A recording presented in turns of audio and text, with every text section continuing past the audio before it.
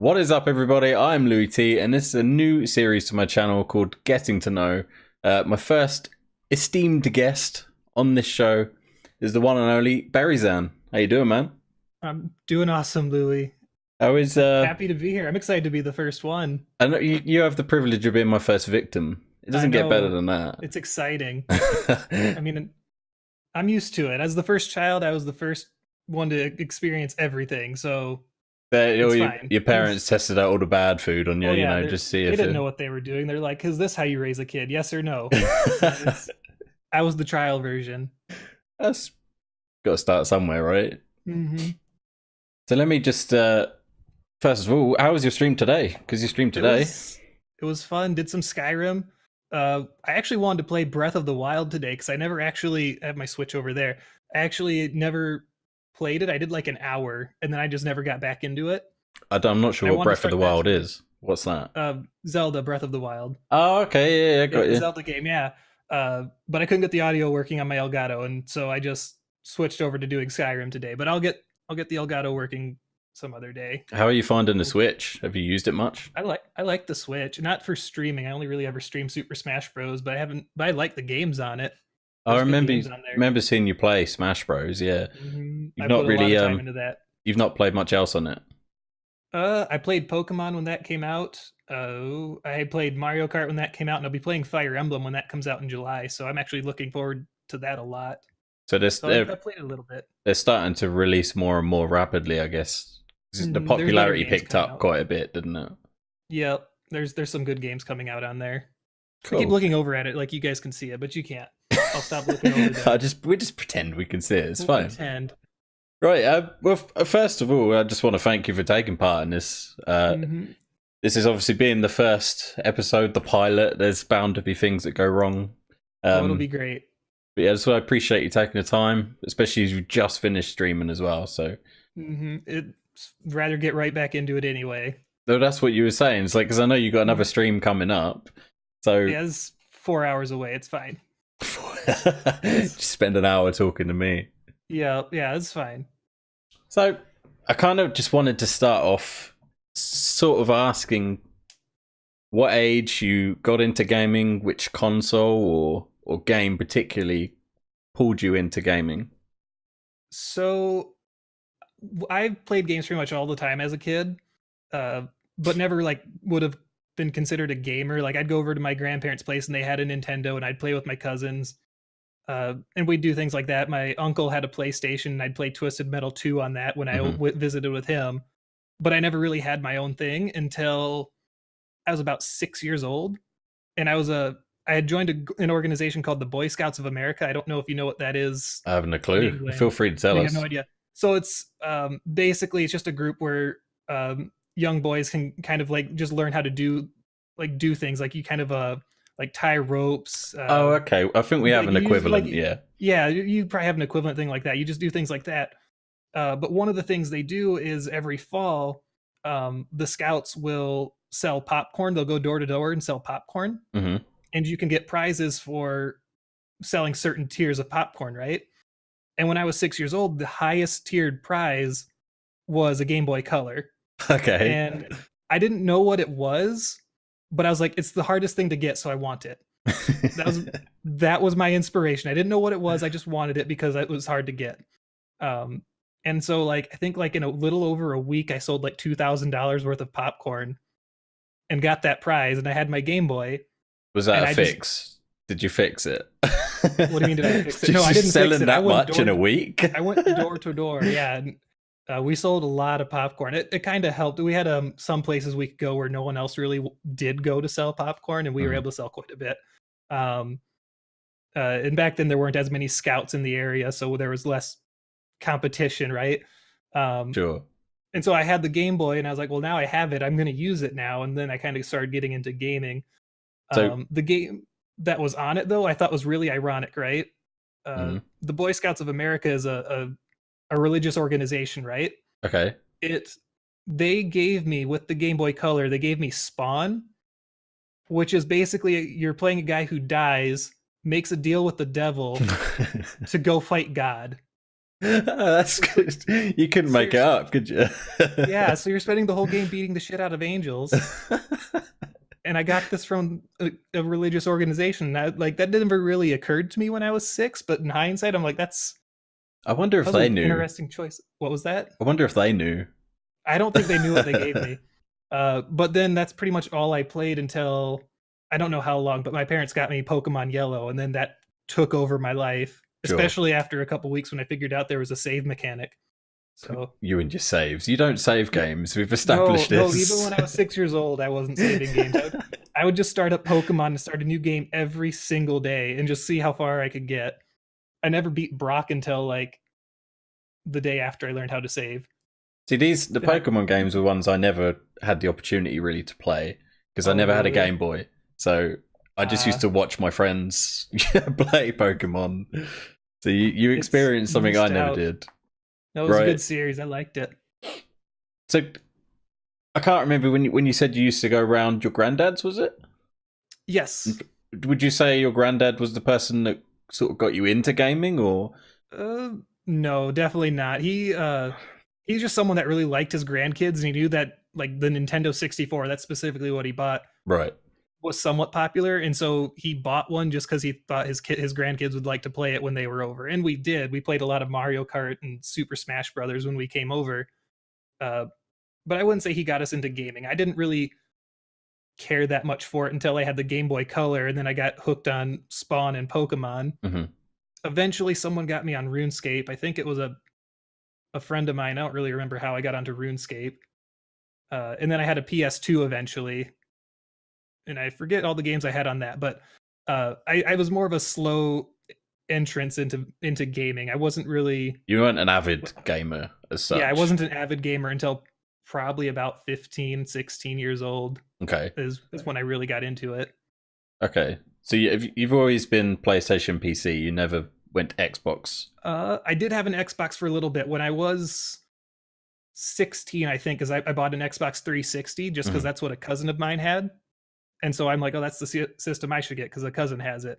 Yeah, sure. And I got Modern Warfare 2, which was my first FPS game, which I thought I loved. I loved that game a lot. It was a good game. I couldn't imagine you playing an FPS game because I don't think I've ever seen you play one on stream. I sucked at it when I started, but I got really good after a while. My brother and I both got really good at it after a while. I would just run around with like the M16 with like no attachments on it, and I would just gun everyone down just for fun. So it's changed. I think it's changed a lot over the years, isn't it? The quality of players, I wouldn't play it now. It just doesn't feel like the Call of Duty Modern Warfare 2 was. I think they're remastering Modern Warfare 2. The Are rumors that I hear, yeah, but it's going to come out with the new COD game. You know, like it did a couple of years ago. I haven't heard about that. Whether it's true or not, I don't know. I have no idea. But we'll wait and see, I guess. Well, yeah, we'll see what happens. I just remember really liking Modern Warfare 2. So then I never even heard about Battlefield until like several years later. So have you played the Battlefields though?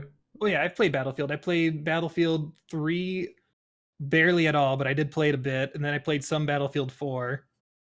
You didn't play the earlier ones.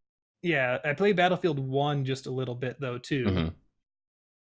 And then Battlefield, is it 5? Battlefield 5 that just came out? Yeah. Oh, you played the play the beta of it? Yeah, I bought it and I played it and I just didn't stick with it. So I don't know. It's a good game. I enjoyed the time I did put into it. It just didn't click, I guess. I think there's a lot more to sort of get your teeth into a Battlefield compared to COD. Oh yeah. Just 6 on 6 becomes a bit repetitive, doesn't it? Yep. And there's a lot more going on in Battlefield. It's like a larger scale, isn't it? Yeah. Mm-hmm. Definitely. I mean, this kind of leads me on quite well to the next thing I was going to ask you. What is your thoughts on how gaming has sort of progressed over the years? Have you got any particular thoughts on how far we've come? Where do you think it'll go? How soon do you think that's one I don't really have an answer to. Like, I think gaming's gotten so much better over the years. I don't think anyone would really argue that the games are so much better. Would you say the games now, the gameplay is better than it used to be, or is it purely a graphics related thing? Oh, gameplay is definitely better than it used to be. I mean, you could, like even just the Hitman series, when you go back to that, because I played it backwards, right? You've been Sure. seeing me play it backwards, Yeah. and like Hitman Blood Money, like just the mechanically feels so awkward compared to the other Hitman games. The controls so, like, themselves, yeah, the controls themselves are so weird and awkward. So mechanically speaking, they've also gotten a lot better too, just as people kind of, as developers, get a feel for how people would use their controllers or their mechanics to, navigate through the game. So yeah. mechanically speaking, it's gotten better. Graphically, it's gotten better. Story wise, arguably has gotten better, because I don't know that at the beginning people really put a lot of effort into most stories in games. But a lot of the games I play now don't seem to have a lot of that either. You obviously have your exceptions. Yeah. But it depends how focused it is on it. I mean, if it's an online game, they're not as bothered about putting a strong story not in. a big deal. No. If the purpose of it is a story game, it's hopefully a good story. It's like Fallout 76. That yeah, you had all the Fallouts, there were strong storyline games, and then Fallout 76 comes out. I don't even know if there was much of a story to it. I mean, you played it, I haven't played it, but I didn't pay attention to the story.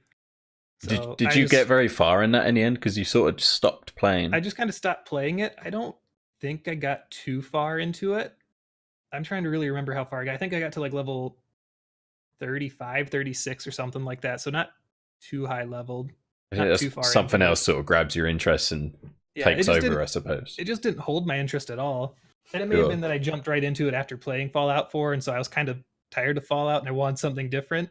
So I probably should have given it a break before getting into 76, but I don't know. It doesn't seem like Fallout's really doing that well anymore anyway. I don't hear much about it apart from people bitching about it on YouTube generally. I haven't heard a thing about 76 in a long time. On the subject of that, actually, I don't know if you've heard about this, the Skyrim mod, because I know we spoke about this. It might as well just bring it up. I saw a YouTube video the other day about there being issues with it. Oh, or what kind? Some sort. I don't know if it's copyright related issues, but I think it's pretty much paused for now. Oh, that's unfortunate. I didn't. Yeah, I was excited to try it. I just figured I'd bring that up while we were talking about it, because I haven't heard a thing about it. It was something I was quite looking forward to that. To be honest, me too. Having multiplayer Skyrim would be great. Yeah. So that's something to look out for. When I set my teammates on fire, they don't turn around and attack me for an accident. Well, like the NPCs do. Yeah, like every NPC. Like I'm helping a guard out, and I set him on fire just on accident a little bit. Just a little bit. The whole mob comes after me. I'm like, oh, this is wonderful. That is one thing about you playing games. You don't get on with NPCs. No, not usually. They're too slow. They're dumb. Is that unfair for me to say that NPCs are dumb? It depends which game you're speaking of, I guess. Okay. The Skyrim ones, I'll back you up on that one. Clever. No, they're awkward. So they're just always in the way, so I don't like dealing with them. Sure, but they're there. So moving away from gaming. Okay. Just briefly. Just a little. Just curious to know. Streaming channel, after all. This is a streaming gaming channel. This is, but we I like to know about people's interests outside of it. So starting off, what sort of hobbies did you have growing up other than gaming?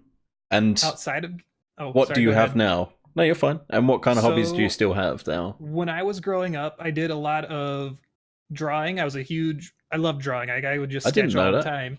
Yeah, that was a big thing for me. I sucked at it, but I liked doing it.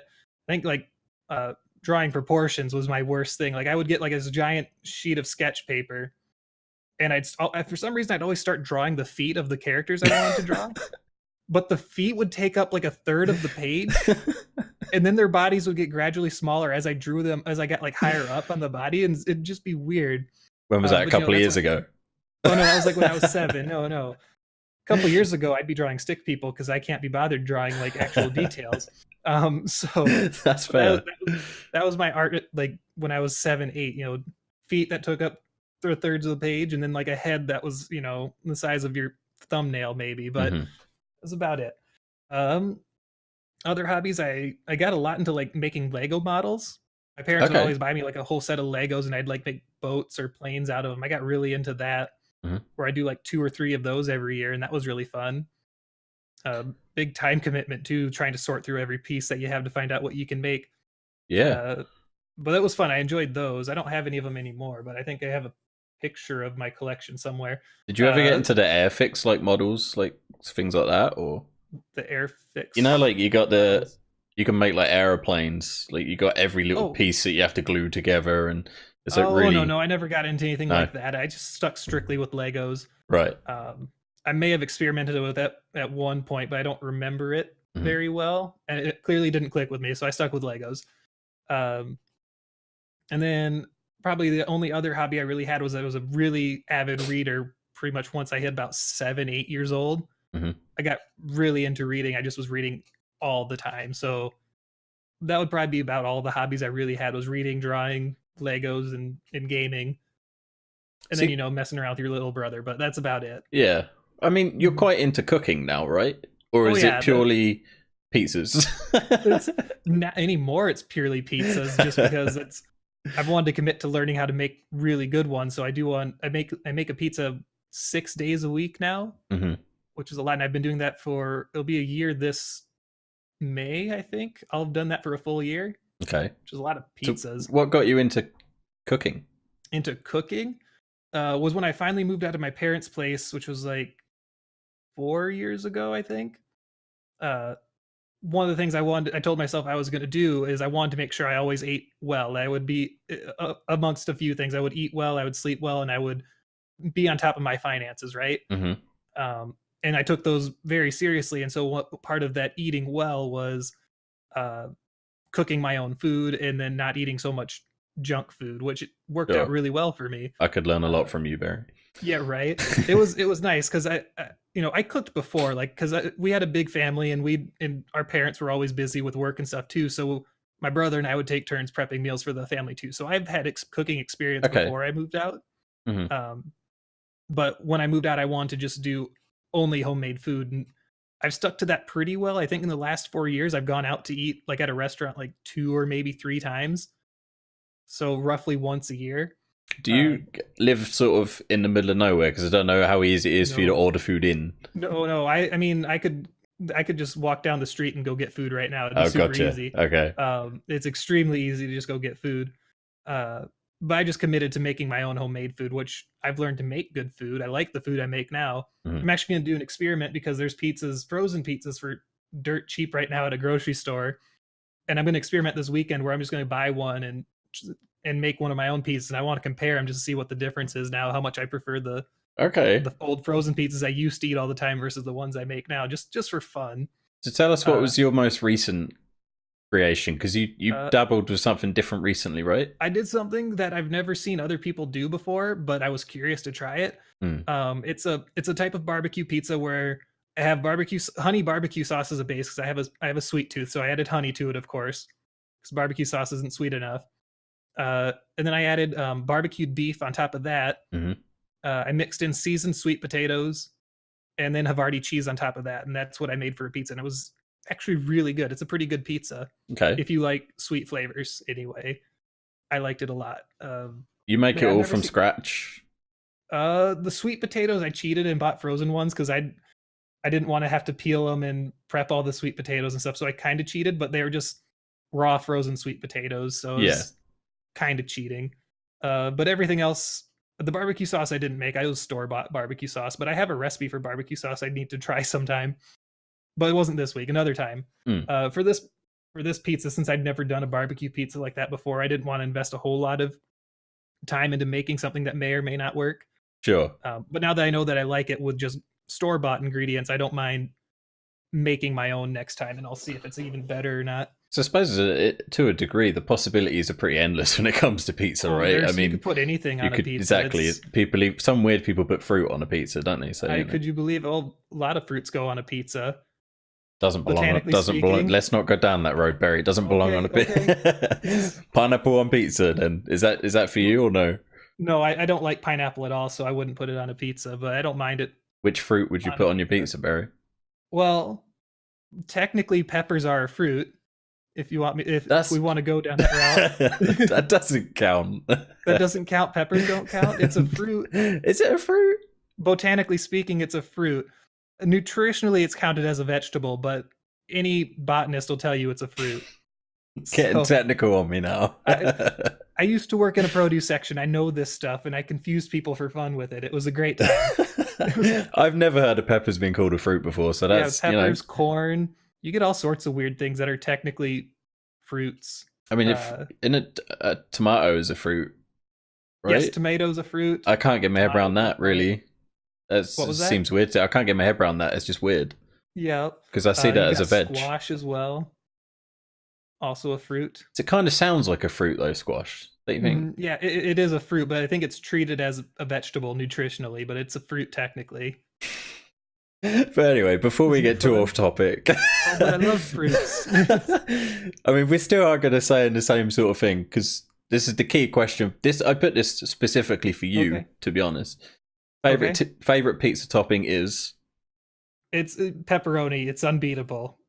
I had a Can't feeling you top might that. say that. Yeah. But if you want me to pick like my favorite non-traditional pizza topping, it would be a taco pizza. Would be my favorite. I've never heard of a Which is- taco pizza in my life. Yeah, apparently that's a Midwest thing over in America. So if I leave like my general area, no one else knows what it is either. So what exactly goes on a taco pizza? So you can usually have a couple different kinds of sauce, but I do nacho cheese or like a cheese sauce for my base. Mhm. You have seasoned beef. You put in some potatoes. You'll have onion, which I know you don't like onion, but you can take the onion you out can if leave you that want. off. Yeah. And then I put on cheddar cheese and diced tomatoes. And then once it's baked and comes out of the oven, I put a little bit of lettuce on top as well. But you can Lettuce. pretty much anything you put on a taco, you could put on this pizza. It's amazing. It tastes Lettuce like on a taco. pizza. It's just on a pizza. I think some people put sour cream on it too. It sounds weird to me. It's really good. It's an amazing pizza. I mean, Other people think it's weird too, but you just haven't tried it. True. I'm a very picky eater though, so it'll never happen. Everyone else I brought it up to that didn't know what it was, like I don't think I'd try it. You're lost. You're missing out. It's because if it just sounds weird. So It's great. a lot of people would just think, no, that doesn't belong. No, it's Just one of those things. So I get it. if we move, I want to find out people's top threes in certain categories, right? Okay. Now, these are going to be difficult with you because you don't listen to anything. No. So I know that saw this that isn't going to go well. But I'm going to try. Okay. Top three films. I don't Top know how three much you films? watch films. I mean, if I'd rate these, I'd probably go by how many or which ones I watched the most, or I would rewatch the most times. Mhm. So for me, the number one would probably be The Sandlot, because I think as a kid I would watch that movie like once a day. I don't know what that is. It's a movie about that takes place in the 60s, where a group of neighborhood kids play baseball together.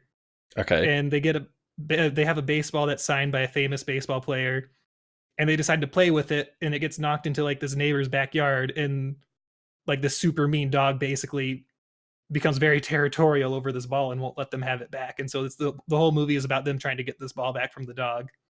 Okay. It's entertaining. Is it At least it was for me when I was little. a comedy? Or Maybe a little bit. I don't know what genre that would really go under. sounds super random. It is a little random. I mean, it's an old movie. Like I think it was kind of old when I was young still watching it. So I mean, I don't know what you would classify that under, what genre that would be. Okay. Maybe comedy. So that's your number one. That'd be my number one. I don't know if I would be able to name a number 2 or 3 though. Just off the top of my head, as far as movies that made a good impression on me, maybe one of the Harry Potter movies, or could I just throw in the series as number 2? Okay, you enjoyed the Harry Potter series. That's fair. I was huge into Harry Potter. I mean, have you got a because obviously we've got a Harry Potter world over here oh yeah, in London. you got that whole thing. Yeah. Have you got anything Harry Potter sort of related studios around your way? I mean, is there something at Disney Harry Potter related? Well, I don't think Disney could, since they don't own. It's Harry not Disney. Potter. Yeah, I'm an idiot. Yeah, it's Warner Bros. So that'd be weird. I think we have I think that would sound like a lawsuit to me, but I'm not trying to start any fights here, right? No, but I wouldn't be upset. But no, I think we have a Harry Potter world as well. I couldn't tell you for sure, but I think we also have one of those probably Yeah. in Florida. Yeah. But I'm not 100% sure. Okay. As for a third movie, I don't really know that I can think of one. I've seen a lot of movies, but nothing really comes to mind as like, oh, this was an amazing movie. I'm so happy I watched it. Have you seen Shawshank Redemption? No, Okay. I haven't. Just that would be my number one. So I wondered if you had seen that, you could have slotted that into your number 3. Oh, okay. Yeah, I could just take your number 1 and make it my number 3. Nope, I've never seen it. Okay. No, I can't think of one that I would like. I've seen a lot of movies that were good. Like I've seen a lot of the Marvel movies recently because my family got way into those and they wanted to watch some with me, and those are good movies. I liked them. See, but you don't mind sitting watching a film, but it's not like you're blown away by many. Yeah, like they don't like leave a huge impression on me. Like I'll watch a movie and I'll enjoy it just fine. Most movies anyway. They just don't stick with me too much. Sure, that's fair. It's not for everyone. Nope. Next top 3 is bands and artists. Now I know this is probably going to be a quick one. I can at least name my favorite band because there's a funny story behind it. Okay, shoot. That ties back in with my old job. Okay. It would be Aerosmith, just because I had a customer get mad at me once because I thought that was the name of an apple. And I can share that story. Yeah, sure. And I'm going to leave part of this on the customer because she doesn't know how to lead a conversation. Or she didn't anyway. I'm loving where this is going. And she was a crazy customer. I knew that when I was talking to her in the first place. But she was talking to me about apples because I worked in a produce section. And we were talking about apples, like what's good for baking, what's good for just eating, and all that stuff, right? And we were talking about the Granny Smith apple. Sure. And I'm just like talking about like what the apple's good for, what it tastes like, all this stuff. Wait, I'm sorry. Can I just stop you there? Yeah, why are you describing an apple to a customer? Because I worked in the produce section and people like to know like what apples are good for baking or what results they'll get when they use apples for baking. So I had to know a lot about my apples. Okay, sure. Crack on. But I'm going on about this Granny Smith all about it. In the middle of talking, she says, "Do you like Aerosmith?" Just in the middle of this conversation, right? And so I pause and I'm like, I've never heard of that apple. What is it like?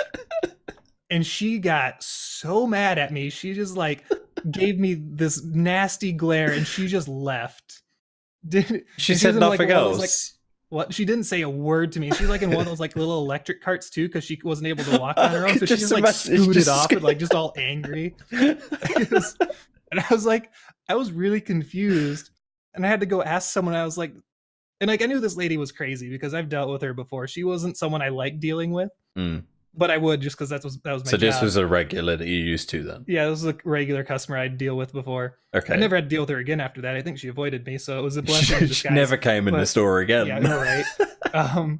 But I had to ask a coworker about that, and they're like, "That's a band." They're like, "How do you not know who Aerosmith is?" I was like, "I don't listen to music, man. You must hear about these bands and artists on the news, hear about them, but it doesn't click with me. Like, I've heard of bands. I couldn't name you one right now outside of Aerosmith. Linkin Park, there's another one. There you go. Okay, I've heard of them. So Hoyt won't like that one. He doesn't like Linkin Park. Oh, doesn't he like Linkin Park? Maybe we should make that number 2 because it's the only other one I was able to think of. Okay, we go for that one. That's fine. Okay.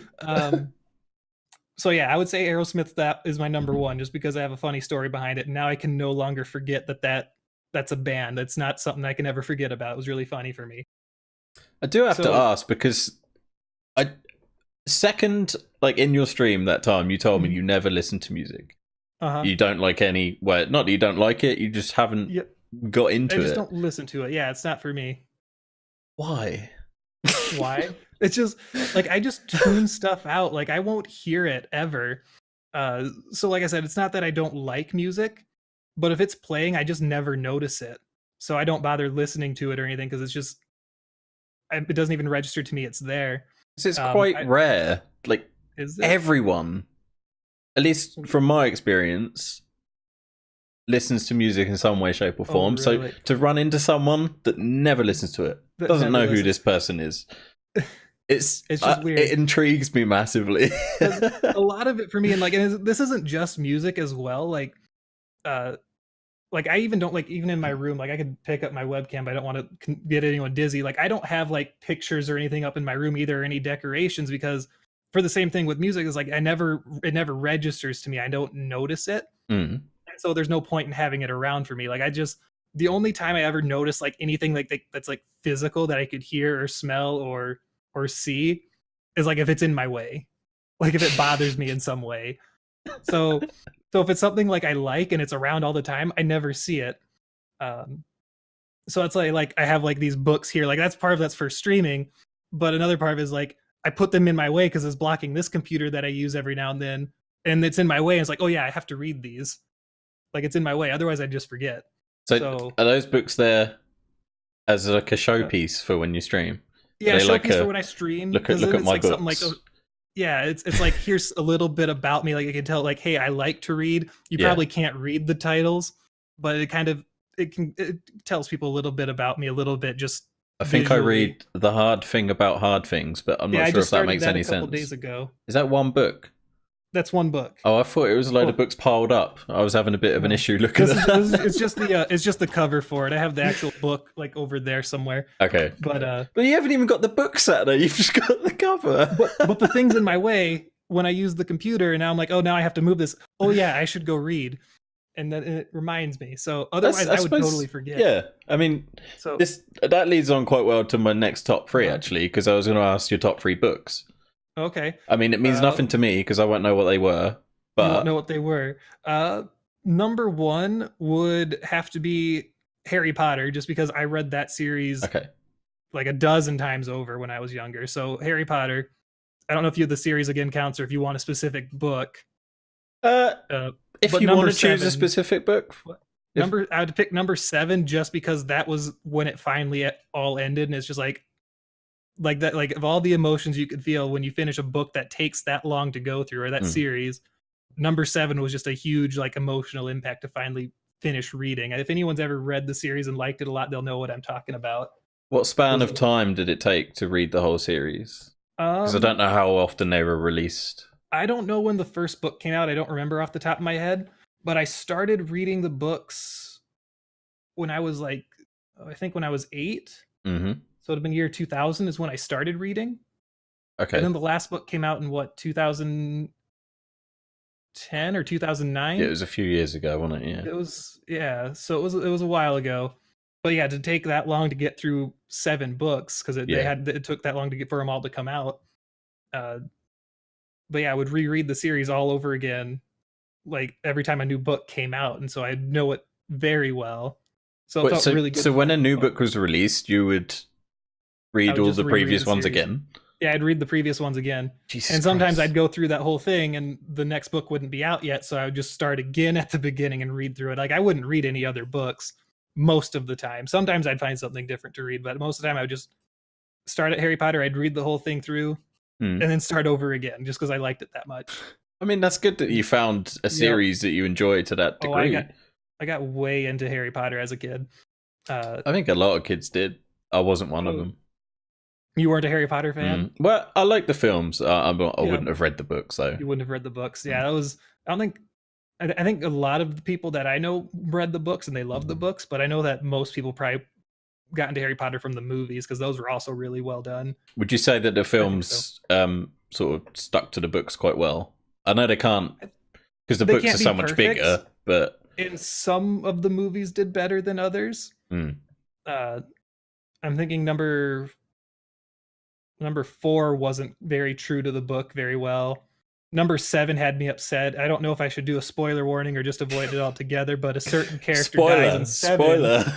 I won't name him or her, but isn't even mentioned in the movie. And now it's like, this is not okay. This character deserves justice, right? Or no, they didn't show up at some point. Never mind.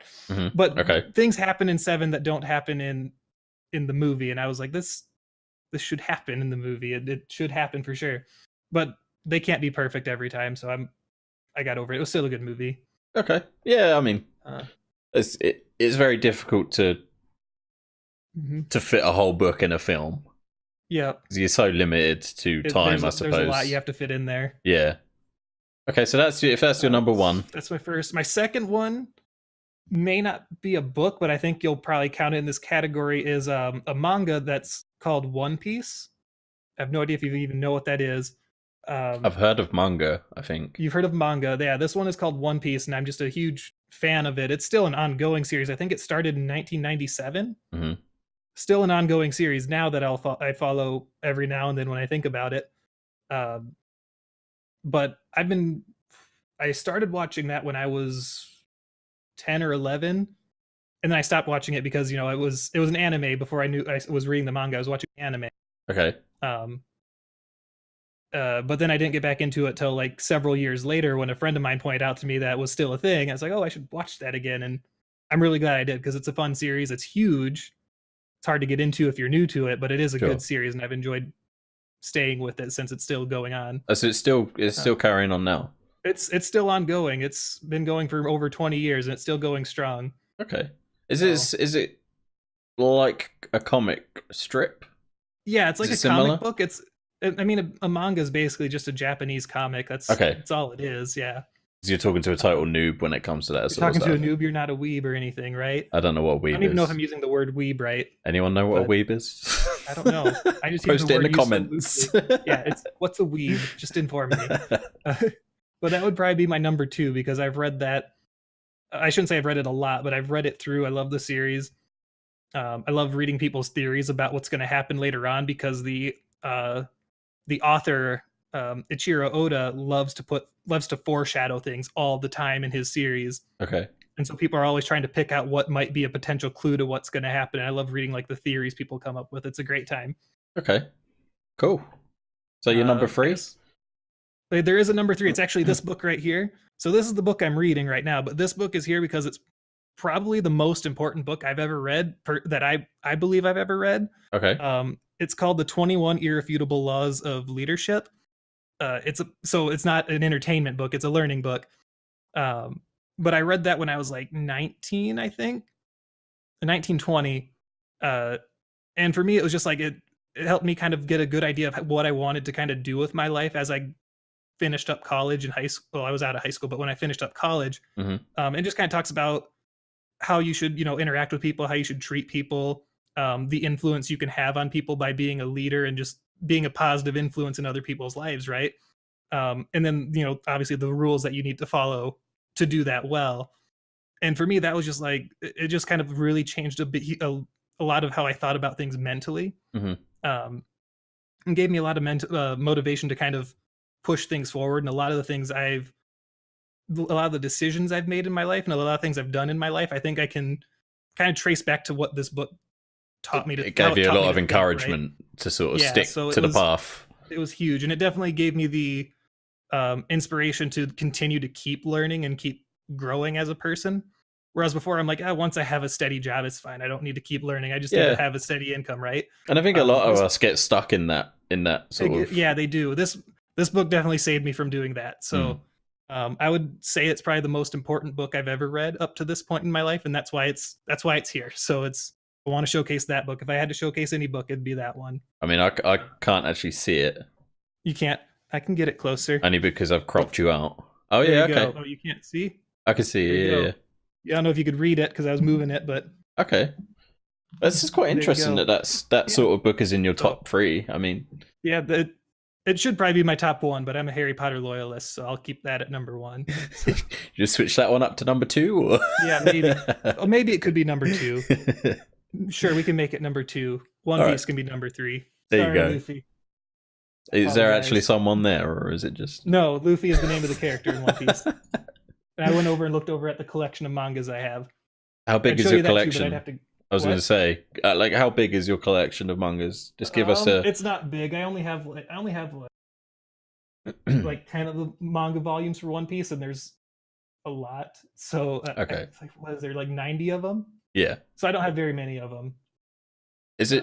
Are that the only sort of comic related things you read? That's the only comic related thing I have. Otherwise, my bookshelf over there with the mangas all has educational stuff on it, programming, marketing, sales, business, all that stuff on there. A couple of science books, but I haven't read those yet. So you're quite keen to learn various different subjects. Learning. Yeah. I used to be keen on the various subjects, but I've learned sense then that I should narrow it down to just a couple of things that I want to learn. Because if I try to learn everything, I'm not really gonna You can't know retain much it, about can it. you? Yeah, like I won't be able to retain it, and then it'll just be like general knowledge about everything instead of having really specialized knowledge on a couple of things, which is what I Yeah. would rather have. Yeah, So that's fair. it's becoming more and more about like business and marketing, which sounds like a weird thing for a streamer to like, but I think it's a fun topic. I enjoy the topic a lot. I don't know if it's a weird thing for a streamer to like, because I mean, at some point, if you want to get to a certain stage, you need to know how to Yeah. market yourself. So You need to do business and marketing things. yeah, I would suggest it's quite important if you want to go to that step. I mean, you could argue business is important anywhere in your life. I mean, a lot of the books I read will say like everything you do is about sales. You know, if you ever try to convince someone of something, you may not be getting them to give you money, but you are selling them on a concept, right? So yeah, so business in a way is crucial everywhere you go. But it just seems like a weird topic to study when you're trying to be like a video game streamer and entertain people. But it's something I really like to learn about, as well as finances. There's quite a few finance books over there as well. okay, you got quite a mind for it then. I like it a lot. It's a topic I enjoy talking about anyway. So did you? Not something most people share with me though. You didn't. I'm just curious now after hearing about that.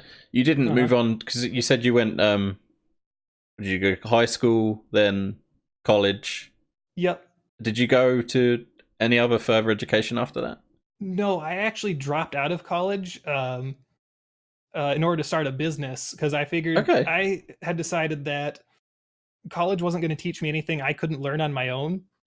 Because my last semester was all about that. It was like these classes that I needed to know to learn other things, and it's like I went through that whole semester. It's like these things are all things I had the resources to learn on my own. I didn't need to pay thousands of dollars for someone to give me a grade to learn something I could have figured out on my own, right? Yeah. And I could look at all the other classes and courses and things they wanted to teach me. I was like, I'll just learn that on my own. I want to start a business and I want to start learning those things on my own. So I dropped out of college and I started that business. And that lasted me a little less than a year before I gave that up because it wasn't working out for me. And I went back to working my grocery store job, which I was doing part-time before. Yeah. Go ahead. No, I mean, you tried. That's at the end of the day, you'd have been disappointed if you hadn't tried to do it, you know? A lot of that was because I had no idea what it took to actually start and run a business. Yeah. And it gets really easy to get demotivated when you are frustrated and confused about how your business is coming, because I didn't know where to find customers. I didn't know how I wasn't getting very many already. A bit like being a streamer. Like being a streamer. It's hard and it's frustrating. And then the couple I did find, I ended up not getting any money out of because one I started talking with and then they just kind of disappeared. And so I was like, okay, that was exciting. And then the other one, they actually commissioned me. And I got, and I was building websites, by the way. I guess I should clarify. Web design, yeah. I was doing web design and web development. I did both at the time. Okay. I wasn't good at either, but I was good enough for small businesses that just needed something, right? Sure. I wasn't going to build something for like a giant company or anything. But the one place that did hire me or commission me, I actually had the site almost done and made. I just needed a couple things from them, like they wanted pictures made or pictures taken. I was like, I'll come take the pictures just to set up a time and we'll take pictures to put on your website. And then they just kind of decided they didn't want one anymore. Right. And so I had this almost finished product and no money. That's very frustrating when you've spent all this time. That's extremely frustrating, yeah. Yeah. Because you put all this time into it and you don't even get paid for it. That was a lesson I learned, to just have like an upfront fee when people want to hire you. That's an important one. At least some sort of deposit. Yeah, sure. Yeah. I mean, is that something you're possibly going to go back into, or are you done with that? No, I don't want to get back into that experience ruined it. No, it's not that it ruined it, because I still, even after I gave up the business, I still kept up with web design. I tried to learn how to do it better. I just don't think that's where I want to go. Running a business like that anyway isn't where I want to go. At first, it seemed like something I wanted to do, but after a few years of thinking about it, I'm like, that's not. You don't know until you try, do you? That's the thing. You don't know until you try. Yeah, you don't know until you try. So it was a frustrating experience, but a good one overall. I'm glad I tried to do it. I mean, now I'm trying to be a streamer, so clearly that mentality of trying to work for myself hasn't gone away. So Nothing wrong with that at all. no, And you're doing a good job of it at the moment. I'm trying. We will hit onto that subject pretty Okay. soon. Just to continue on with the top threes, I'm gonna hit you with Okay. top threes of gaming, like Still top on three that. games, Top 3 video games. and I will allow a Um, top 5 if you struggle. If I struggle, I probably won't struggle. So No, I didn't think I you actually would. think I wrote these down Did you? because you gave me the list of what you were going to ask. So Yeah, I I know wrote these ones down. we were super prepared for this. Yeah, we were very prepared. So my number 1 would be Pokemon. Any particular? Probably Blue because that's the one I played the most. Okay. Pokemon Blue. But the franchise as a whole has been a huge part of my gaming life because I played it a lot back then when I didn't have a family that could really get me a whole lot of games as a kid. So replay value was really important to me. So Pokemon was one where you could just play over and over again, just try different Pokemon Yeah. and so I would play it all the time. My number 2 would be Call of Duty Modern Warfare 2, which we touched on a little bit ago. Okay, that surprises me. Well, because it was my first experience with a first person shooter. Yeah. And I liked it a lot, and I did put a lot of time in getting good at it. Pretty much, I'd get home from school and I would just be like, "Ah, fuck homework," and then I just would play Call of Duty and shoot people. I'm just surprised that that's above certain other games. Curious what your third would be now. My third one, I doubt you've really even heard of this one. It's a French MMO that my cousin got me into. I'm already lost. You're already lost, right? Yeah, French people make MMOs. What? So but I played a lot of this and I got pretty good at it. So did my brother. It's called Dofus, and it's still an active MMO today, but it's changed a lot. I haven't really looked at it recently. Was this a free to play? Sorry to interrupt you. It had a free to play area, like it was like half free to play if you think about it. Like you had access to all the classes, you had access to all the technically you had access to all the equipment if you wanted to, and you could level up to any level that you wanted to, but you were restricted to like a small section of the world in the MMO, which made it hard to get to high levels and made it hard to get the really good equipment. You basically had to rely on someone who was a paid member to go get it for you. Okay. But it was possible to pretty much have everything in the game and hit any level in the game. You're just stuck in a small section of the world. But I did get a paid membership after a while, and it was a good game. I'm glad I played it. So how long ago were you playing that? Because obviously I've never heard of that. Don't know. I started playing that probably again when I was 16. The same time I picked up Modern Warfare 2. I played both of them pretty equally. Okay. And then I probably played Dofus until maybe I was about 22. So I put a good solid 6 years into it before I stopped playing that game. Okay. Quite a bit of time spent on that then. I played it daily pretty much throughout those 6 years. It's nice when you find a game like that you just don't get bored of for that amount of time. Yeah, it's very rare.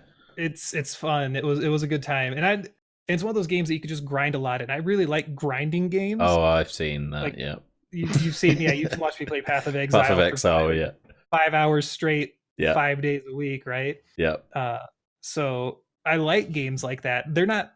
I wouldn't say they're really good streaming games, but I do like to play them. Yeah, I mean, you can get lost in them, I suppose. You can just kind of veg out while you're playing. You don't have to think too much, especially with Path of Exile. You didn't seem to need to think about it. You were just going in. No, you were just going. And a lot of the times, I think the appeal for me with that is while I was really big into YouTube at the same time, so it was really easy to kind of veg out playing those games while watching or listening to YouTube videos right at the same time. And so I think that's why I like those a lot, because then I felt like I could multitask. I could still play games, but then keep up with the people that I wanted to watch and stuff. Sure. Yeah, that's cool. Okay. Well, that was a top 3 that I wasn't really expecting. Not gonna lie. Pokemon, Modern Warfare 2, and Dofus. I mean, I maybe could have suspected of the Pokemon one after what you said earlier, but other than that, so, I mean, there were a lot of good games though. Yeah, it's hard. It's very hard when someone asks for a top 3. I mean, if you wanted to give me a top 5, I could probably name them, but feel free to name 2 more for a top 5 if you really want. Like, if there's something that was missing off the top 3. I don't think it was hard to pick those 3, but a solid number 4 would have been the Tales of the Abyss. Yeah, I don't know that one. Which you don't know that one. It's from the Tales series from Bandai Namco, I think makes it. Okay. It's just a really good franchise, and that wasn't the first introduction to the series I gotten, but was the first one of those games I owned for myself, and it was just a really good game. Um, Okay. if you think Final Fantasy, it's a similar genre to Final Is it Fantasy. Japanese or Yes. okay? It's similar Uh, RPG. yeah, it was real similar. Like it was unique in its own way, but if you think along those lines, that's what it was. Okay. So that'd be a solid number four. Feel Uh, free to add a fifth if you can think of one. well, maybe there wasn't a fifth. Maybe RuneScape because that was my first MMO, but Right. and I put quite a bit of time into that until I lost my account because I didn't know what a scam was back then. I was very young. See, there's one I've heard of, but I've never experienced. I mean, RuneScape. I know a lot of people Yep. binge that, but Yep. I played that quite a bit up okay. until I lost my account, and then I was like, oh, I'm not playing that again. But if you have to start from the beginning, it's kind of a Yeah, it's no fun. little bit depressing. Mm-hmm. So, moving on from that, we'll talk about Okay. the big subject of why we're doing this. Obviously, we're both a part of Ladders Down. Yep. Without me going into too much detail about that, it's a community for streamers, by streamers, and we both have been part of that for, what was it, since September, August time? August? I started in October, so you were just a little bit before me. Okay, so maybe about, I started Mhm. August, you started in about October time. Um, so now it's just questions really regarding your streams. Okay. My first question, and I'm actually quite curious about this, is what got you into streaming? Were you an avid watcher of Twitch and you just looked at it and you thought, I'd actually quite like to give that a go? Like, what spurred Uh, you on to try it? so for me, at the time I decided to do it, there was only really one streamer I watched a lot. Um, but for me, when I decided to stream, it was more the realization like I was doing really well with my life financially. Mm-hmm. I was like, I don't want to keep my job, even though it was a good job. I liked the job. I didn't want to keep doing it when I was like, I can go do anything and make pretty much any amount of money I need to and be fine because I realized I didn't need a lot. And it's like, well, what do I want to do? And I was like, well, YouTube sounds fun because I watched a lot of YouTubers. I watched that one streamer a lot. I Yeah. was like, you know what? I actually like the feeling of streaming more, even though I only watched the one streamer, but watched a whole bunch of YouTube videos. I liked the idea of streaming a lot more. Can I ask who that Uh, streamer was? his name he still streams now, is Kanator. What did Uh, he stream generally? Believe it or not, I don't like to play any of the games he streams. That's quite like, odd. I like to watch them. He plays Dota. He used to play CS:GO. He played PUBG. Okay. He's currently still playing Dota. He does Apex Legends. He'll do Escape from Tarkov. I think he played a little bit of Anthem, and I know he's planning on binging Division 2 when that comes out. Okay. Um, So but what, yeah, he was. What was that? I was just curious what it was about him. Because you say he's the Uh, only one you watched at the time. so I didn't care about Twitch at all before I found him. I was just a solid YouTube kind of viewer. Hmm. And I found him because he also has a YouTube channel. When Overwatch came out, and I was binging like Overwatch videos of people having funny videos. And a YouTube recommended one of his Reinhardt videos because that's the hero I played a lot of. Before I discovered I loved Lucio, he was probably my most played hero. Mm-hmm. And so I watched the video. I thought it was really funny. I went to his channel. I binged all of his Overwatch content. And then I eventually kind of was like, well, he's just funny in general. So I started watching his other content from his other games. And I ended up binging all of his stuff from that and all of his other content as well. Like I think I've seen nearly every single one of his videos. Right. And then I was like, there's just not enough videos coming out. Like I need to see more of this. But he also streamed.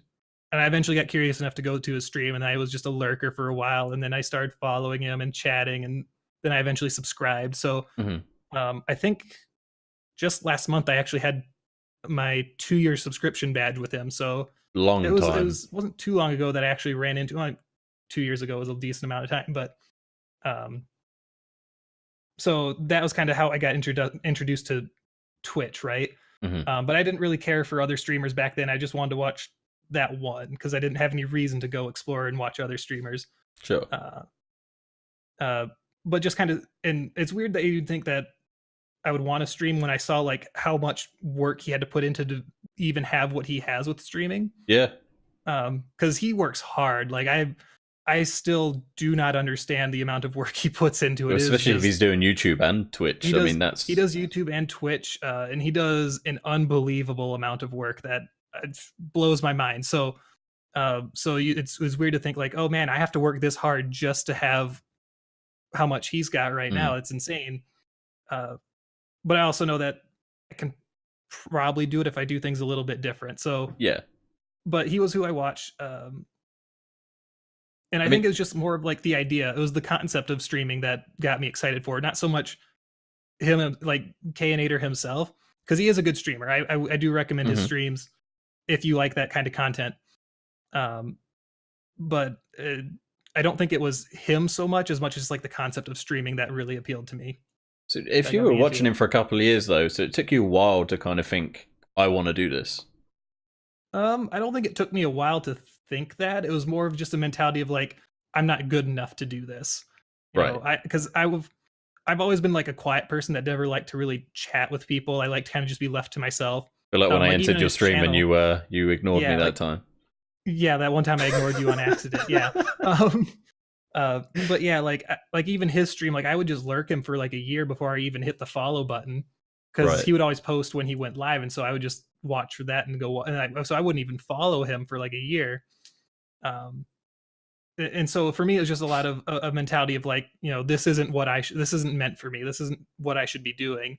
And that all changed a lot in fall of 2017 when I just kind of had just a big revelation where it's like, you know what, fuck past me, I can do whatever I want. So Mhm. if I'm not feeling social, I can learn to be social, right? Yeah. Which I've learned to do a lot, You've especially since I was 17. Like I've learned to become way more social than I used to be back then. I would suggest even in the Uh, time that I've watched you since, I don't know, October you said, was it? yeah, in October. Yeah, I think Um that's when you started following me. you've grown like It's way different. massively. Yeah, my stream's way You're different from back in so October. much more outgoing. Because I mean, Hmm. not that you weren't to begin with, but You get you, comfortable with yeah, it. you start conversations now. Hmm. Whereas maybe before, we've all been there. We just wait for someone to say something. You get, if anything, like I would get like performance anxiety from seeing people in my chat because I'd be like, someone's here now. Oh my Oh god. my God, what do I do? Yeah. Oh god, someone's watching. That's the whole point. What do I do? So um, back then, I even actually would have my viewer count turned off or blocked or covered because I didn't want to see when someone was there. Mm, Because like I'd be streaming and I wouldn't be talking much anyway. mm. But if someone showed up and I saw it, there's no chance I'd say anything. Like I just would shut up and be like, I hope they like what they see. But um, um, but yeah, now I don't mind. I can actually talk more during streams. That doesn't bother me. I do have my view count on because to me, it's an indicator of how well I'm doing at engaging people. If people show up and leave, I'm like, I'm not doing my job engaging people, Yeah, right? Which isn't always the case. Some people just show up and leave because it's just not for them. But it can be an indicator for a streamer anyway. yeah. Uh, You've got to judge it somehow, I suppose. yep, yep. You have to gauge your performance somehow. Mm. Uh, so for me, it doesn't bother me anymore. But it used to be something where just if someone was in chat or when someone would talk in chat, I would almost panic. So I'm like, I don't know what to say to you.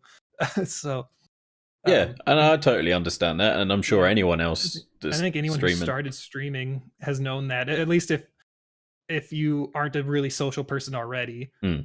which I think most streamers identify as introverts in the first place. So I think most streamers can relate to that feeling. It's surprising the amount of people that suffer anxiety that stream Yeah, because I you don't. wouldn't expect it.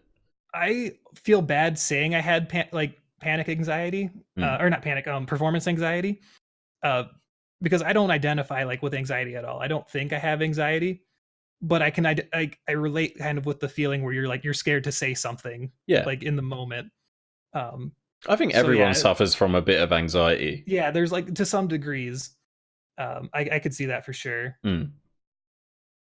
I mean, when did you actually start streaming? Because I don't know if you started as you joined Ladders So Down, pretty much, or I kind of went on and off with streaming in uh, June. I maybe late July. I would do like a 2 hour stream like twice a week, just kind of trying to get a feel for how it would work. And I was playing Dauntless back then.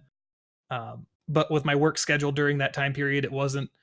really stream friendly for a consistent schedule. Mm. You know, I was always tired. You've talked about that. You're just always tired because you're working. Yeah.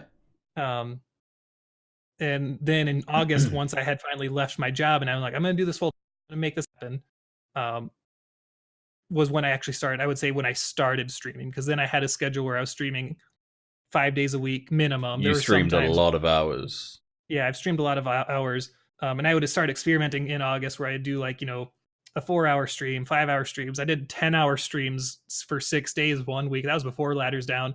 I'm never doing that again, by the way. That sucked. Because you I changed. don't recommend. I mean, Oh, just sorry, going off on a tangent like I tend to do. You've Yep. changed schedules now, and how is that working out for you? Because Where I'm explain a doing bit. 2 streams Yeah. a day now. I like it a lot because for me, streaming for 6 hours isn't really the hard part because I like to play games for long periods of times. That doesn't bother me. Mhm.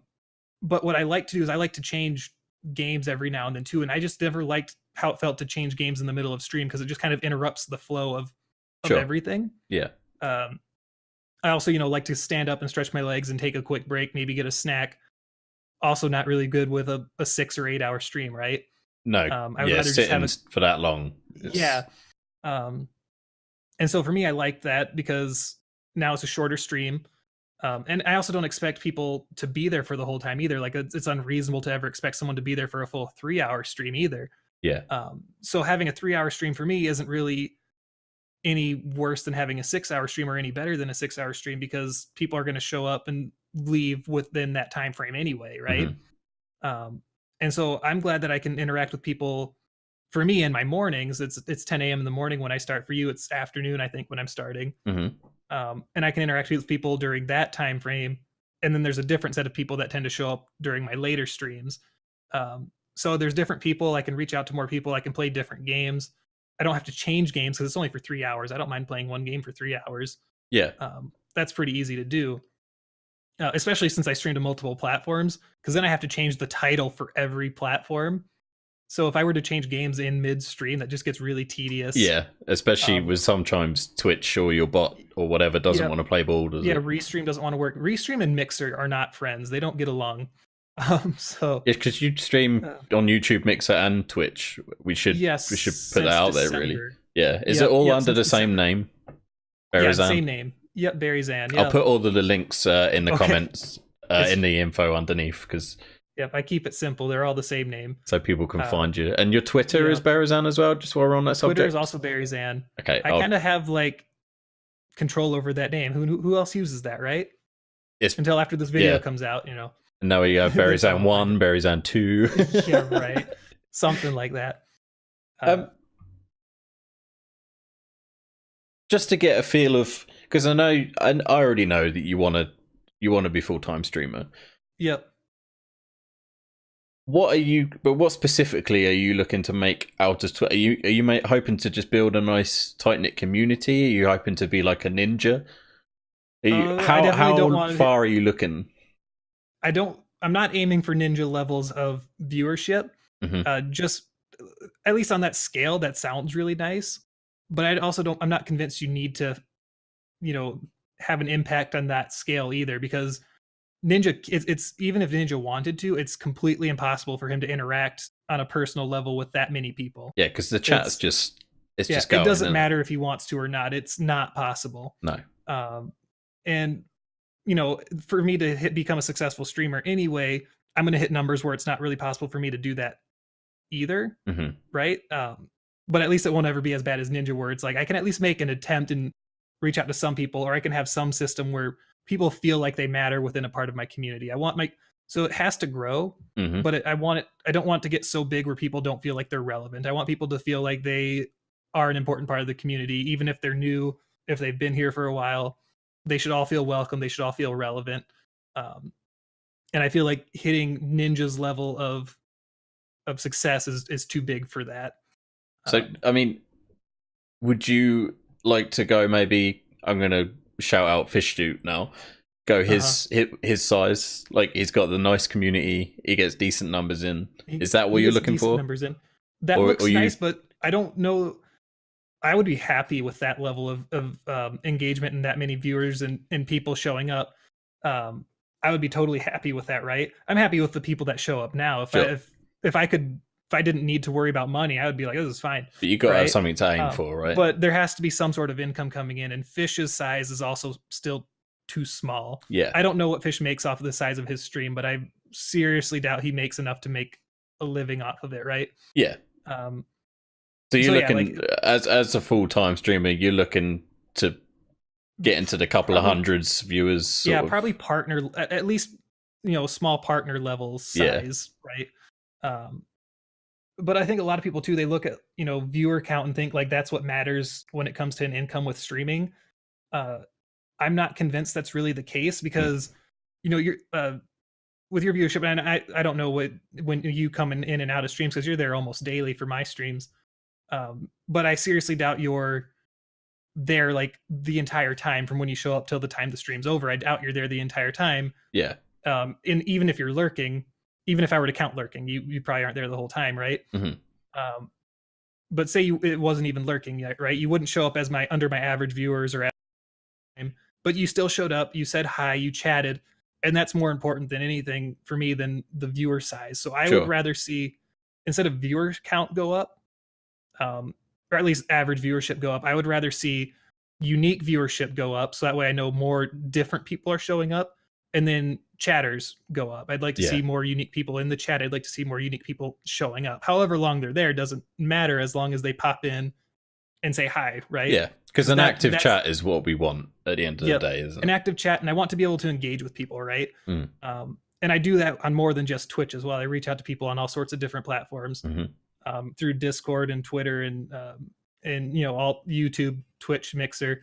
I reach out to people on all of those as well. So, and when you make an interaction like that every single day, that's way better than what you get with your viewer count. So yeah, even though like you look at it, it's not really as important. I look more at how many people I've actually engaged with throughout a day, which is way more than my average viewership is. No, yeah, I get that totally. So I'm pretty sure I may know the answer to this, but what was your? Actually, no, because if you streamed earlier than when I saw you, I'll shut my face. What was your first go-to game for streaming? Like when you decide you're going to stream, you sit down and you decide what game you're going to stream. So when I started streaming, like when I was kind of experimenting with it, if I wanted to stream, I was doing The Witcher 3 is what I would start with, and I would just play that for like an hour or two on stream. And obviously there were no viewers because I didn't know what I was doing. I don't think my audio probably wasn't working then either, because I don't think I solved that problem until after I joined Ladders Down. So you ignored so many people. Yeah, it was. So I pretty much ignored everybody unintentionally up to that point. And then when August hit, when I actually started doing it full time, and a little bit beforehand, I was doing Dauntless, which is a lot like Monster Hunter, but it's free to play. Okay. And I played that for a couple of weeks. And then Monster Hunter World came out on PC, and then that's what I was playing for a while.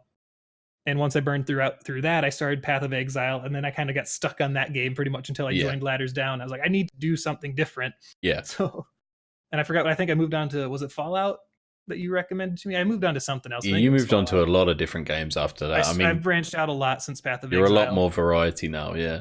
I'm always just curious to know what games sort of people, because some people, I suppose, look at a game and think, well, that's stream friendly. Do you know what I mean? Yeah. There's some games that aren't so much good to stream. Yeah, I get that. There's some games that I don't think are good for streaming if you want to bring viewerships in. I think Fish Suit was talking recently about War Grooves, which I've seen another streamer play, and it looks fun. Just because it gives me that Fire Emblem vibe that I really like, and I'm waiting for one of those games to come out. Yeah. But was there a question in there? I'm sorry, I guess I wasn't paying attention. Was there a question? I was just finishing off that one, to be fair.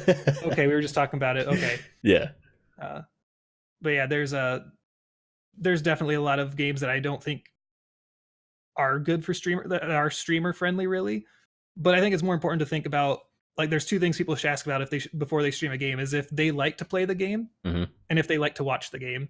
Yeah. Like, both of those should be a yes. If you can't answer yes to both of those questions, don't stream it. Yeah. I think that's pretty good advice. It's pretty normal. If you can answer yes to both of those, go ahead and stream it, because if it's something you would like to watch, it doesn't really matter if it's streamer friendly. You can make it streamer friendly because you know what makes it fun for you, and then that'll resonate with somebody. Oh, totally. Someone will think that's fun. Yeah. This is quite an important question, I think, especially if there's people watching that are new to streaming. Okay. What are some of the troubles you have come across in regards to streaming? And is there any tips you would give to someone new? Like, is there anything you would do differently? I think for me, probably one of the hardest things, I think this is going to be everyone, is technical issues are going to plague you all of the time. Like that's just going to be a fact of your life if you start streaming. Yeah. But take the time to learn your equipment and make sure it's working properly. Test it regularly. Watch your VODs. Well, yeah, watch your VODs. Definitely watch your VODs. My streams have improved so much since watching my VODs. Mm-hmm. And if you say you don't want to watch your VODs because it's boring, well, I'm sorry, your streams are boring. Then you need to change something. Then you need to change something. So watching your VODs can help you improve a whole lot. Mm-hmm.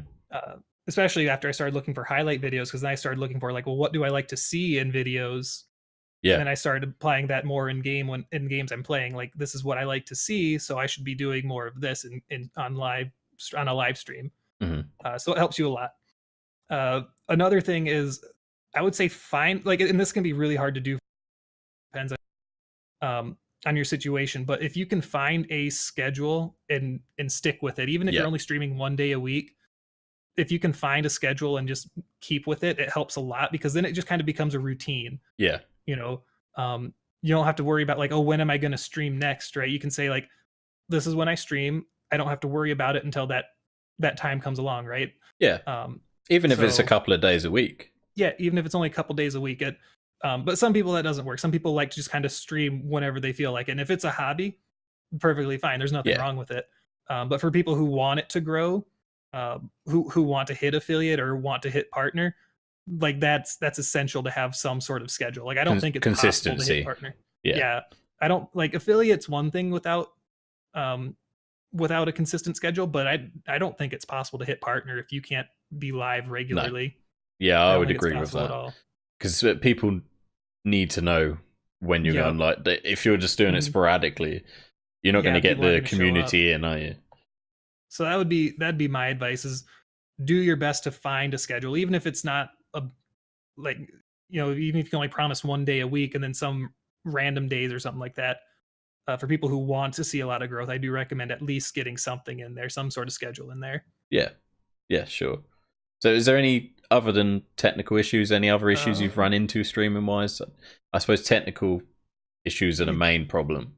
Technical issues are a huge problem. I had one just last week that it had me kind of scrambling for a while. It had me real flustered last week. And it's persisting with fixing it, I think, is quite key. Not giving up for that. The problem is solved now. The problem was I wanted to play Anthem and stream it, right? In order to play Anthem, I had to update my drivers.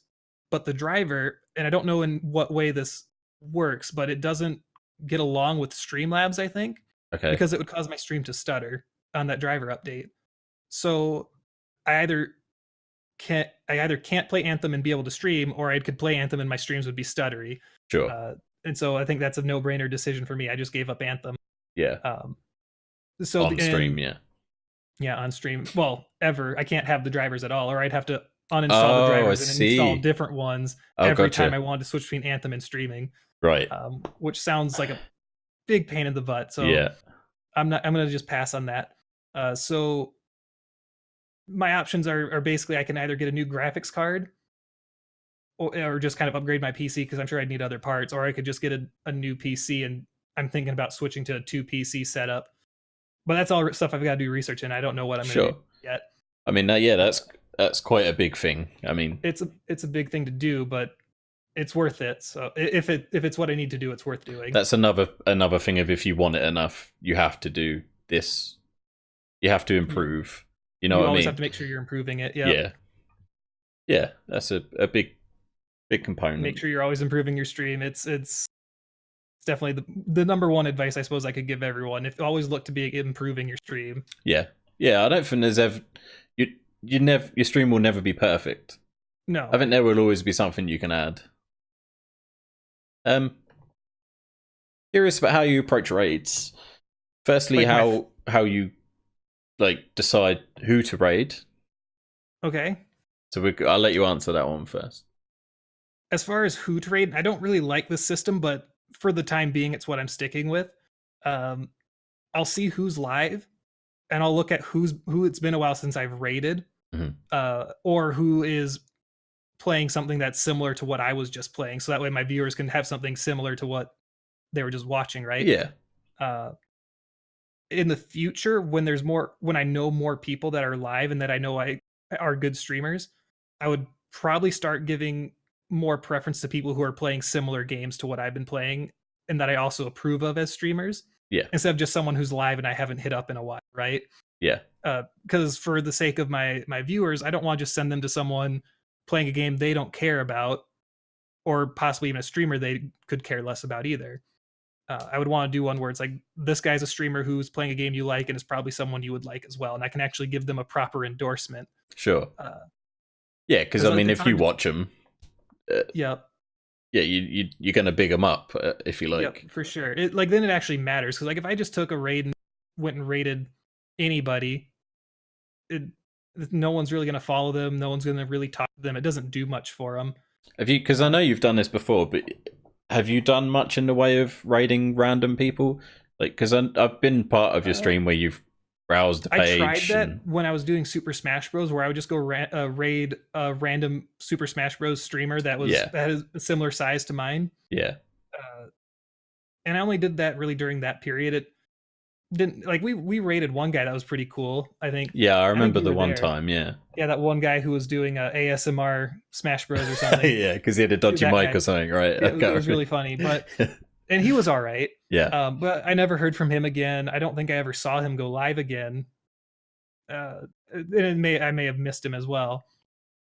But for me, like, I've also started reaching out to more people, and so I've increased the size of my circle side of Ladders Down as well. So yeah, like, just going to find random people, and I'm like, well, there's so many people that I already know that I could hit up, that it's, if I hit them or if I hit a random person, I don't know that would really be any different anyway. You kind of want to support the people you know, don't you? I want to support the people I know, but a lot of the people I still raid aren't really, as much as I like them as streamers and I like the games they're playing, it's not really relevant to my viewers, and that's who I need to think about when I'm picking someone to raid, right? Sure. Like, I think, like, for example, Fish just last night raided me, right? Well, they were just playing Sims, and I'm so happy he raided me, right? So thank you, Fish Suit. I'm sure you're watching this at some point. You better be. Yeah, he better be watching it. Fish. Damn you, Fish. I'm super grateful that he raided me, right? But I'm also thinking, how many of his viewers wanted to see an Overwatch game, right? Because they were just watching a Sims game, and Overwatch, then again, is how totally often do they watch a Sims stream? How often do they watch a Sims stream? Yeah, there's a lot of things that could go on to, like, Sims isn't a game Fish normally streams either. So maybe it's possible they were in the mood for an Overwatch stream. But yeah, if Fish, let's just say he was a regular Sims streamer and he came and raided an Overwatch streamer, the viewers don't care. They're just going to leave. Yeah. Right. So, and I think that's what people need to think about when they're raiding. And I do want to expand my pool of people that I know, so that way I have options. Like, when I finish my Overwatch streams in the afternoon, I can go raid someone who's playing Overwatch or a game that's really similar to Overwatch. Sure. Like Paladins, maybe. I don't know.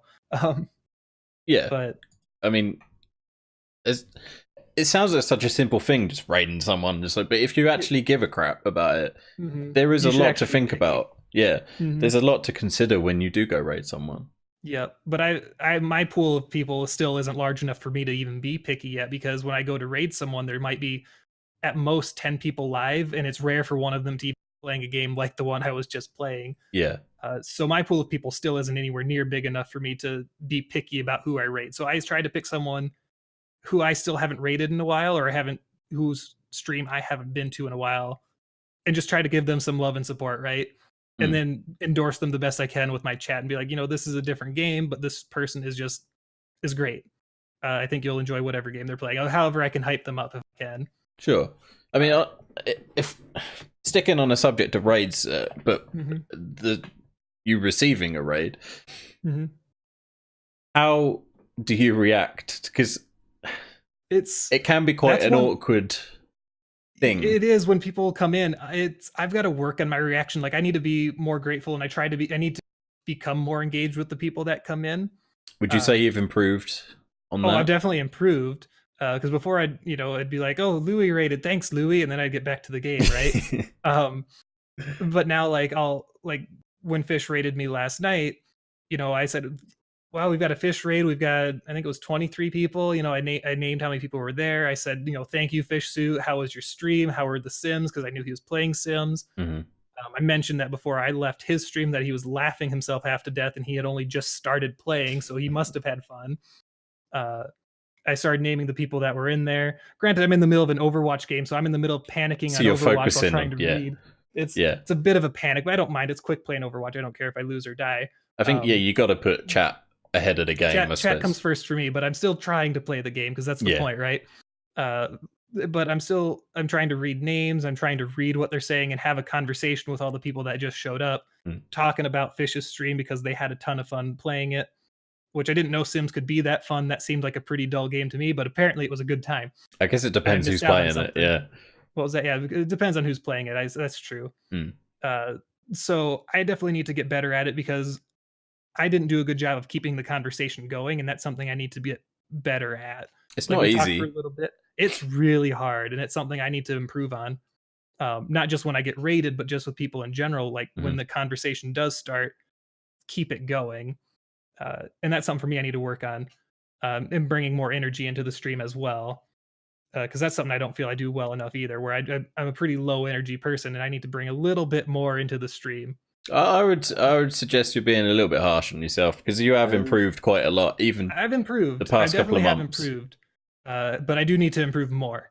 Yeah, If I'm going to hit the goal of making this like an actual career, yeah, we're the level of energy I bring now isn't enough. So maybe harsh on myself, but it is a always harsh improving. We're reality. back to that again, So aren't we? Yeah, yeah, what was that? we're back to the always improving sort of thing, aren't we? Yep. Always have to improve it.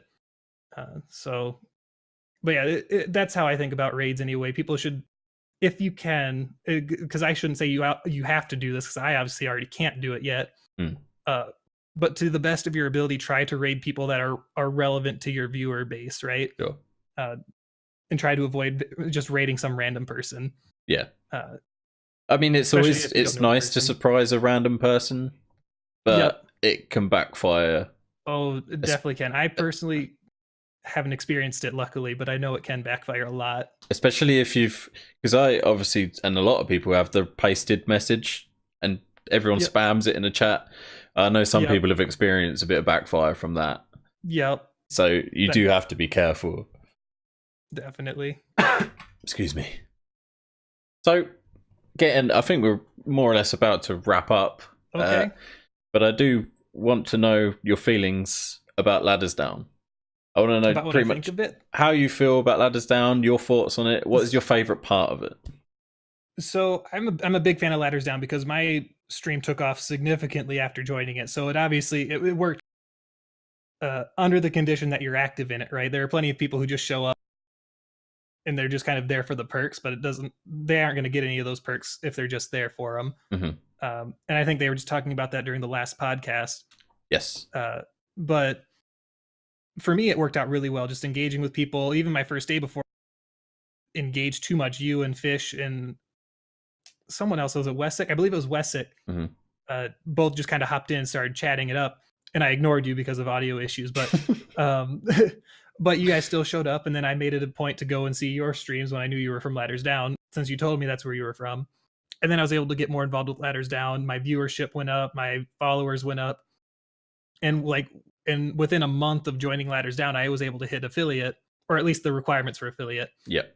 And then it's only grown from there, and I've learned to interact with people better since then. So for me, I like the idea of Ladders Down. My favorite part of Ladders Down would be kind of like the core idea behind it, where more experienced streamers are going to help out their newer or less experienced streamers climb the ladder, right? Throwing ladders down. Yes, not rocks. I love the idea. That resonates with me really well. I mean, that's a whole lot about what this book is about. You work to improve yourself so that you can help others improve more easily, right? That resonates really well with me, and I love the idea behind Ladders Down. Sure. So even though I've joined other communities, nothing's really clicked with me as well as the Ladders Down community has. Yeah. I'm a big fan. That's good So answer. good job, Fish and GH and Waffle Cone and No Dice. Yeah, big shout out to the admins. I mean, I will give a little spiel. People that don't know Ladders Down, it's a community for streamers, by streamers. Amazing community full of helpful people. And it's not just a fact of us getting help or getting views. It's a great place for us to watch other people as well. There's such a collection of good streamers. Oh yeah, there's a huge variety of streamers in Ladders Down. Mm. You'll probably find someone you like in there. I'd be surprised if you didn't. Yeah, there's quite a few. So, I mean, anything you would like to add? Is there anything else you want to? All the things we've discussed. Is there anything else you want to talk about briefly before we wrap up? Pretty good detail about each of these topics. And nothing's really coming to mind. Didn't you say there may have been more topics you wanted to talk about, or was I mistaken? I think we've hit it, mate. To be honest, we've hit all of them. Okay. Yeah, I thought there may have been a couple others. There may have been that I've forgotten about because I'm old, but other than that, and I didn't write them down. But I think we've covered pretty well, right, topics wise. And all I'd have to add is thank you for having me as your first victim. Thank you for doing it, man. I really appreciate it. It has been fun. And we just remind everyone of your handles. It's Beryzan for Twitter, YouTube, Mixer. Twitter, Twitch, YouTube, Mixer, all of them. It's all Beryzan. And I will chuck all those links underneath the video as well.